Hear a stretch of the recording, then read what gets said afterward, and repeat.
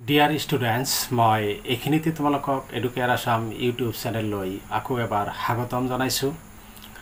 মই আজিৰ এই ভিডিঅ'টোত ক্লাছ 10ৰ ইংৰাজী কিতাপৰ টি ফ্ৰম আসাম পাঠটো অসমীয়াত আলোচনা কৰিম।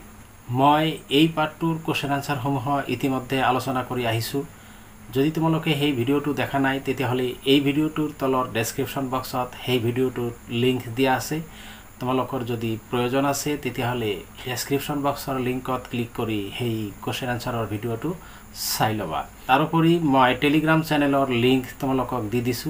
তোমালোকে টেলিগ্ৰাম চেনেলটো সাবস্ক্ৰাইব কৰি ল'বা, ভিডিঅ'বিলাক সহজতে তোমালোকে চাব পাৰিবা। আৰম্ভ কৰিছো আজি এই টি ফ্ৰম আসাম পাঠটোৰ অসমীয়া আলোচনা।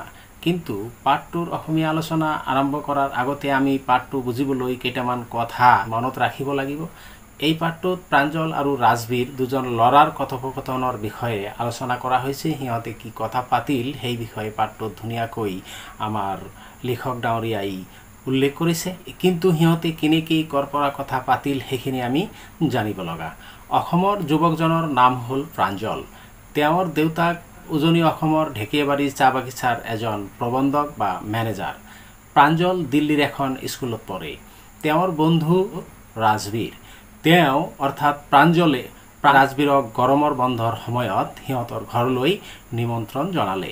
সিহঁতে দিল্লীৰ পৰা গৰমৰ বন্ধত অসমলৈ আহি থাকোঁতে সিহঁতে ট্ৰেইনত কি কথা পাতিল, কি কৰিল সেই বিষয়ে আলোচনা কৰা আছে।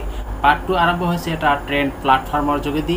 যিখন ট্ৰেইনত প্ৰাঞ্জল আৰু ৰাজবীৰ আছিল সেইখন ট্ৰেইন এটা প্লাটফৰ্মত থিয় হৈছে আৰু সেই প্লাটফৰ্মত এজন ভেণ্ডৰে সিহঁতৰ ওচৰত চাহ বিক্ৰী কৰিবলৈ আহিছে। মূল পাঠটো ইয়াৰ পৰাই আৰম্ভ হৈছে। তাৰপিছত সিহঁতে চাহ বা টি বিষয়ে বিভিন্ন আলোচনা কৰিছে। প্ৰাঞ্জলক ৰাজবীৰে চাহৰ বিষয়ে বিভিন্ন কথা কৈছে। কি কৈছে পাঠটোত ধুনীয়াকৈ আছে। আহাচোন আমি চাওঁ পাঠটোত কি আছে। টি ফ্ৰম আসাম, অসমৰ পৰা চাহ। Pranjal a young star from Assam. Pranjal এজন অসমৰ যুৱক। ইজ ৰাজবীৰ's ক্লাছমেট, হয় ৰাজবীৰৰ সহপাঠী। এট স্কুলত ইন দিল্লী, দিল্লীৰ এখন স্কুলত প্ৰাঞ্জলৰ সহপাঠী হ'ল Rajbir. Pranjal's father is the manager of a tea garden. প্ৰাঞ্জলৰ দেউতাক এজন প্ৰবন্ধক বা মেনেজাৰ হয় এখন টি গাৰ্ডেন বা চাহ বাগিচাৰ ইন আপাৰ আসাম বা উজনি অসমত। এণ্ড প্ৰাঞ্জল হেজ ইনভাইটেড, আৰু প্ৰাঞ্জলে নিমন্ত্ৰণ জনাইছে ৰাজবীৰক টু ভিজিট হিজ হোম, সিহঁতৰ ঘৰলৈ আহিবলৈ বা তেওঁৰ ঘৰলৈ আহিবলৈ ডিউৰিং দ্য ছামাৰ ভেকেশ্যন, গৰমৰ বন্ধৰ সময়ত। তেতিয়াহ'লে এই পেৰাগ্ৰাফটোৰ পৰা আমি ক'ব পাৰোঁ অসমৰ যুৱকজনৰ নাম প্ৰাঞ্জল, তেওঁ দিল্লীত পঢ়ে।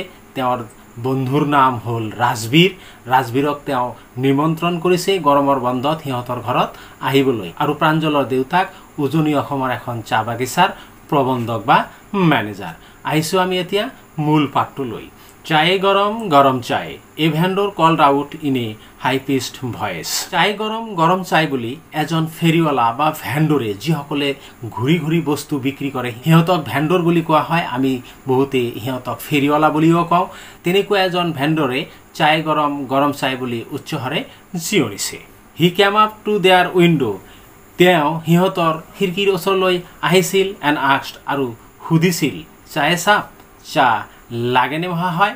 অৰ্থাৎ ভেণ্ডৰজনে প্ৰাঞ্জল আৰু ৰাজবীৰে য'ত বহি আছিল ট্ৰেইনৰ সেই খিৰিকীৰ ওচৰত আহি সিহঁতক সুধিছিল যে চাহ লাগেনে। গিভ আছ 2 কাপছ, আমাক 2 কাপ দিয়া। প্ৰাঞ্জল ছেইড, প্ৰাঞ্জলে কৈছিল আমাক 2 কাপ চাহ দিয়া। দে চিপড, সিহঁতে খাই আছিল। দ্য ষ্টিমিং, বাষ্প ওলোৱা, হট গৰম, লিকুইড পনীয়া বস্তু, সিহঁতে বাষ্প ওলোৱা পনীয়া বস্তু খাই আছিল। অলমষ্ট এভৰিৱান, প্ৰায় প্ৰত্যেকে। ইন দেয়াৰ কম্পাৰ্টমেণ্ট, সিহঁতৰ ডবাত। ৱাজ ড্ৰিংকিং, খাই আছিল। টি টু, চাহ, সিহঁতৰ ডবাৰ প্ৰায় প্ৰত্যেকে চাহ খাই আছিল। ডু ইউ নো ডেট, তুমি জানানে। Over 80 crore cups of T R drunk, 80 কোটিৰো অধিক চাহ খোৱা হয়। এভৰিডে, প্ৰতিদিনাই। থ্ৰু আউট দ্য ৱৰ্ল্ড, গোটেই পৃথিৱীত। ৰাজবীৰ ছেইড, ৰাজবীৰে কৈছিল প্ৰাঞ্জলক যে তুমি জানানে প্ৰতিদিনে গোটেই পৃথিবীত 80 কোটিৰও বেশি চা খোৱা হয়। Hugh exclaimed Pranjal. প্ৰাঞ্জলে আচৰিত হৈছিল। Tea is really very popular. চা প্ৰকৃততে বৰ জনপ্ৰিয়। The train pulled out of the station. ট্ৰেইনটো বা ৰেলখন ষ্টেচনৰ পৰা ওলাই গৈছিল। Pranjal buried his nose in his detective book again. প্ৰাঞ্জলে তেওঁৰ নাক অনুসন্ধানমূলক কিতাপত বন্ধ কৰি লৈছিল। অৰ্থাৎ তেওঁ খুব মনোযোগেৰে অনুসন্ধানমূলক ডিটেক্টিভ ষ্টৰী বুক তেওঁ পঢ়িবলৈ লৈছিল। Rajbir too was an ardent fan. ৰাজবীৰো আছিল এজন প্ৰবল অনুৰাগী অফ ডিটেক্টিভ ষ্টৰিজ। ডিটেক্টিভ বা অনুসন্ধানমূলক গল্পৰ এজন প্ৰবল অনুৰাগী আছিল ৰাজবীৰো। বাট এট দ্য মোমেণ্ট, কিন্তু এই মুহূৰ্তত he was keener on looking at the beautiful scenery. তেওঁ তীক্ষ্ণভাৱে ধুনীয়া দৃশ্যবোৰ লক্ষ্য কৰিছিল বা উপভোগ কৰিছিল। It was green green everywhere. চাৰিওফালে কেৱল সেউজীয়া আৰু সেউজীয়া আছিল। ৰাজবীৰ হেড নেভাৰ চিন। ৰাজবীৰে কেতিয়াও দেখা নাছিল so much গ্ৰীনাৰী বিফৰ। এনেকুৱা সেউজীয়া দৃশ্য ৰাজবীৰে আগতে কেতিয়াও দেখা নাছিল। Then the soft green paddy fields. তাৰপিছত কোমল ধাননি পথাৰবোৰে gave way to tea bushes. ৰাস্তা এৰি দিছে জোপোহা চাৰ জোপোহা গছবিলাক। অৰ্থাৎ য'ত ধাননি পথাৰ শেষ হৈছে তাৰ পৰাই চাৰ জোপোহা গছৰ বাগিচা আৰম্ভ হৈছে। It was a magnificent view. এয়া আছিল এক মনোৰম নৈসৰ্গিক দৃশ্য। Against the backdrop of densely wooded hills. ঘন জংঘলপূৰ্ণ পাহাৰৰ বিপৰীত ফালৰ পৰা a sea of tea bushes. জোপোহা চাহ গছৰ সাগৰ ষ্ট্ৰেচড বিয়পি গৈছিল। As far as the eye could see. চকুৱে যিমান দূৰ দেখা পায়। অৰ্থাৎ পাহাৰৰ পাদদেশৰ পৰা চাহৰ জোপোহা গছৰ বাগিচা আৰম্ভ হৈছিল আৰু বিস্তাৰ হৈ গৈছিল চকুৱে যিমান দূৰ দেখা পায়। ডাৰ্ফিং দ্য টিনি টি। ডাৰ্ফিং মিন্স বাওনা কৰা বা চুটি কৰা। টিনি মানে ক্ষুদ্ৰ। টি প্লান্টছ চাহৰ গছ। চাহৰ জোপোহা গছবিলাক বাওনা বনাই অৰ্থাৎ কাটি দি পেলাই ৱেয়াৰ টল ষ্টাৰ্ডি শ্যাড ট্ৰিজ। আৰু চাহ গছবিলাকৰ মাজে মাজে আছে টান ছাঁ দিয়া গছ। And amidst the orderly rows of bushes. আৰু শাৰী শাৰী হৈ থকা চাহ গছবিলাকৰ মাজে মাজে বিউজিলি মুভড ব্যস্তভাৱে চলা ফুৰা কৰিছে ডল লাইক ফিগাৰ্ছ। পুতলাৰ নিচিনা ফিগাৰ বা আকাৰ। যাটি পুতলাৰ নিচিনা কিছুমান ফিগাৰ বা আকাৰ। অৰ্থাৎ চাহপাত যিসকল ব্যক্তিয়ে উঠায় সিহঁতে বৰ ব্যস্তভাৱে চলা ফুৰা কৰিছে। ইন দ্য ডিষ্টেন্স দূৰত ৱাজ এন আগলি বিল্ডিং। আছিল এটা কুৎসিত বিল্ডিং অট্টালিকা উইথ স্মক বিলোয়িং। য'ৰ পৰা ধোঁৱা নিৰ্গত হৈ আছিল আউট অফ টল চিমনিজ।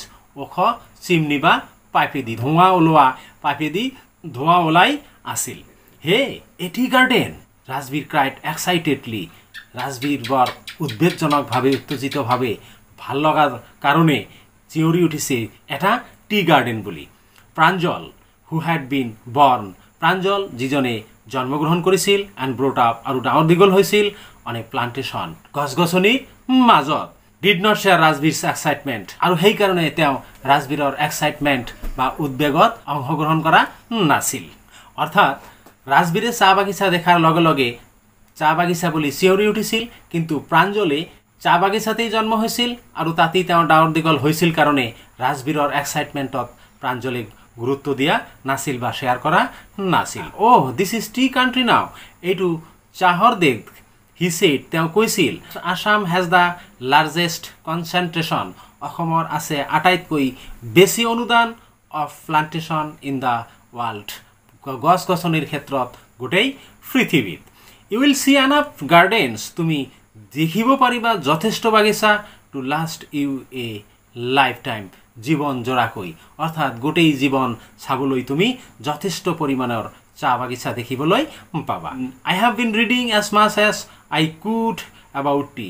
মই যিমান দূৰ পাৰোঁ সিমান দূৰ চাহৰ বিষয়ে পঢ়ি আছোঁ ৰাজবীৰ ছেইড। ৰাজবীৰে কৈছিল নো ওৱান ৰিয়েলি নোজ। কোনেও প্ৰকৃততে নাজানে হু ডিস্কভাৰ্ড কোনে আৱিষ্কাৰ কৰিছিল টি চাহ। বাট দেয়াৰ আৰ মেনি লেজেণ্ডছ। কিন্তু এই বিষয়ে বহুত সাধুকথা আছে। What legends? কি সাধুকথা? Well that's the one. ইয়াত এটা বৰ্ণনা কৰিছোঁ এবাউট দ্য চাইনিজ এম্পায়াৰৰ। এজন চীন দেশৰ সম্ৰাটৰ বিষয়ে হু অলৱেজ যিজনে সদায় বইল্ড water পানী গৰম কৰিছিল before drinking it পানী খোৱাৰ আগত অৰ্থাৎ এজন চাইনিজ ইম্পেয়াৰৰ বা সম্ৰাটে পানী খোৱাৰ আগত তেওঁ গৰম কৰিহে খাইছিল one day এদিনাখন a few leaves of twigs অলপ কেইটামান কুহিপাত burning under the pot যি পাত্ৰৰ তলত গৰম হৈ আছিল fell into সেই পাত্ৰত পৰিছিল the water giving it a delicious flavor আৰু যি পানীয়ে সুহাত দিছিল অৰ্থাৎ সেই পানী সোৱাদ লাগিছিল it is said they were tea leaves আৰু এইবিলাকেই চাহপাত আছিল বুলি কোৱা হয় থৰতে যদি এটু লেজেন্ড কম এটু বৰ ইম্পৰ্টেন্ট দুটা লেজেন্ড ইয়াত আছে তোমালোকে লেজেন্ড দুটা খুব ভালকে জানিব লাগিব এটা লেজেন্ড হল চাইনিজ লেজেন্ড হেতু হল এজন চাইনিজ এম্পায়াৰৰ বা সম্ৰাটে পানী খোৱাৰ আগত তেওঁ গৰম পানীহে খাইছিল পানী গৰম কৰি খাইছিল এদিনাখন পানী গৰম কৰি থাকোতে ওপৰৰ পৰা কুহিপাত কেইটামান হেই পানীত পৰিছিল কুহিপাত পৰাৰ পিছত হেই গৰম পানী বৰ সোৱাদ লাগিছিল হেই পাত বিলাককেই চাহপাত বুলি কোৱা হয় টেল মি আনাদাৰ স্কফট ফ্ৰাঞ্জল আন এটা মোক কোৱা ফ্ৰাঞ্জলে ঠাট্টাৰ সুৰত কৈছিল we have an Indian legend too আমাৰ ভাৰতবৰ্ষৰ এটা সাধুকথা আছে বোধিধৰ্মা an ancient Buddhist ascetic বোধি ধৰ্ম প্ৰাচীন যুগত এজন বৌদ্ধ সন্ন্যাসী আছিল কাট অফ তেওঁ কাটি পেলাইছিল his eyelids তেওঁৰ চকুৰ পাত because কাৰণ he felt sleepy তেওঁ টোপনি অনুভৱ কৰিছিল during meditation তেওঁৰ ধ্যানৰ সময়ত meditation means ধ্যান 20 plants 10টা চাহৰ গছ grew out of the eyelids সেই চকুৰ পাত বিলাকৰ পৰা 10টা চাহ গছৰ উৎপত্তি হৈছিল the leaves of these plants এই গছৰ পাত বিলাক when put in hot water যেতিয়া গৰম পানীত দিয়া হয় and drank আৰু খোৱা হয় banished sleep তেতিয়া টোপনি নোহোৱা হয় it is said that these were the tea leaves আৰু এইবিলাককেই চাহপাত বুলি কোৱা হয় তেতিয়া হলে ইন্ডিয়ান লেজেন্ড টু কি ইন্ডিয়ান লেজেন্ড টু হল বোধি ধৰ্ম নামৰ এজন বৌদ্ধ সন্ন্যাসীয়ে তেওঁৰ চকুৰ পাত বিলাক কাটি পেলাইছিল কাৰণ তেওঁ ধ্যানৰ সময়ত টোপনি অনুভৱ কৰিছিল সেই চকুৰ পাত বিলাকৰ পৰা 10টা চাহ গছৰ উৎপত্তি হৈছিল এই পাত বিলাক গৰম পানীত দি খালে টোপনি নোহোৱা হয় এইবিলাকেই চাহপাত হয় next paragraph tea was first drunk in China চাহ প্ৰথমতে চীন দেশত খোৱা হৈছিল ৰাজবীৰ এডেড ৰাজবীৰে এই কথাষাৰ যোগ কৰিছিল as far back as 2700 BC যীশুখ্ৰীষ্টৰ জন্মৰ 2700 বছৰ আগতেই চীন দেশত চাহ খোৱা হৈছিল ইন ফ্যাক্ট প্ৰকৃততে words such as tea chai and chini are from Chinese প্ৰকৃততে tea cha chini এইবিলাক চাইনিজ ভাষাৰ শব্দ tea came to Europe tea বা cha ইউৰোপ লৈ আহিছিল only in the 16th century কেৱল 1600 শতিকাত হে and was drunk আৰু চাহ খোৱা হৈছিল more as medicine বেছি ভাগেই ঔষধ হিচাপে than as beverage আমেজ বা হোৱাদৰ কাৰণে ভাল লগাৰ কাৰণে হেতে চাহ খোৱা নাছিল মেডিসিন হিচাপে ইউৰোপিয়ান সকলে চাহ খাইছিল the train clattered into Mariani junction ট্ৰেইনটোৱে উকিমাৰি মৰিয়নি জংশনত প্ৰৱেশ কৰিছিল দা বয়েজ লৰাবোৰে কালেক্টেড সংগ্ৰহ কৰিছিল দেয়াৰ লাগেজ হিয়তৰ টালি টোপলা and pushed their way to the crowded platform আৰু হিয়তে জনাকীৰ্ণ প্লেটফৰ্মত খোজকাঢ়ি আগবাঢ়ি গৈছিল Pranjal's parents were waiting for them প্ৰাঞ্জলৰ মা দেউতা হিয়তৰ কাৰণে অপেক্ষা কৰি আছিল চুন লগে লগে দে ওয়াৰ ড্ৰাইভিং হিয়তে যাত্ৰা আৰম্ভ কৰিছিল টুৱাৰ্ডছ ঢেকিয়াবাৰী লৈ দা টি গাৰ্ডেন হেই চাহ বাগিচা মেনেজড বাই প্ৰাঞ্জলছ ফাদাৰ যি চাহ বাগিচাৰ মেনেজাৰ আছিল প্ৰাঞ্জলৰ দেউতা এন আৱাৰ লেটাৰ 1 ঘণ্টাৰ পিছত দা কাৰ ভিয়াৰ্ড শাৰ্পলি অফ গাড়ীটো ফালুৰি কাটি গৈছিল দা মেইন ৰোড মূল ৰাস্তাৰ পৰা মেইন ৰোডৰ পৰা they crossed a cattle bridge হিয়তে এটা কাঠৰ দলং পাৰ হৈছিল and entered Dhekiabari tea estate আৰু তাৰ পিছত ঢেকিয়াবাৰী চাহ বাগিচাত প্ৰৱেশ কৰিছিল on both sides of the gravel road Dhekiabari চাহ বাগিচাৰ ৰাস্তাৰ দুয়োফালে যি ৰাস্তা আছিল গ্ৰাভেল হিল পেলোৱা ৰাস্তা ওয়াৰ একৰ আপন একৰ অফ টি বুশেছ একৰৰ পিছত একৰ চাহ বাগিচা আছিল all neatly prune to the same height সকলোবিলাক চাহ গছকেই সমানভাৱে কাটি দিয়া হৈছিল গ্ৰুপছ অফ টি প্লাকাৰ্ছ গ্ৰুপ হিচাপে চাহপাত উঠাওতা ব্যক্তিসকলে উইথ বেম্বু বাস্কেটছ অন দেয়াৰ বেকছ সিহঁতৰ পিঠিত বাঁহৰ পাচি এটা লৈ উয়াৰিং প্লাষ্টিক এপ্ৰনছ সন্মুখত সিহঁতে প্লাষ্টিকৰ আৱৰণ পিন্ধি ৱেৰ প্লাকিং উঠাই আছিল বা ছিঙি আছিল দ্য নিউলি স্প্ৰাউটেড নতুনকৈ গজি উঠা লিভছ পাতবোৰ। Pranjal's father slowed down to allow a tractor pulling a trailer load of tea leaves to pass. প্ৰাঞ্জলৰ দেউতাকে তেওঁৰ গাড়ীখন শ্ল' কৰিছিল, গতিবেগ কমাইছিল এখন চাহপাত ভৰ্তি ট্ৰেক্টৰ পাৰ হ'বলৈ। This is the second flush or sprouting period isn't it mister Barua? এইটোৱেই দ্বিতীয়বাৰ চাহপাত উঠোৱাৰ সময় নহয়নে মিষ্টাৰ বৰুৱা? ৰাজবীৰ আস্কড। ৰাজবীৰে সুধিছিল। ইট লাষ্টছ ই চলি থাকে ফ্ৰম মে টু জুলাই, মে মাহৰ পৰা জুলাই মাহলৈকে, এণ্ড ইয়েল্ডছ আৰু উৎপন্ন কৰে দ্য বেষ্ট টি বৰ ভাল চাহ। You seem to have done তোমালোকে হয়তো কৰিছা ইয়ৰ হোমৱৰ্ক তোমালোকৰ ঘৰুৱা কাম বিফৰ কামিং আহাৰ আগতে।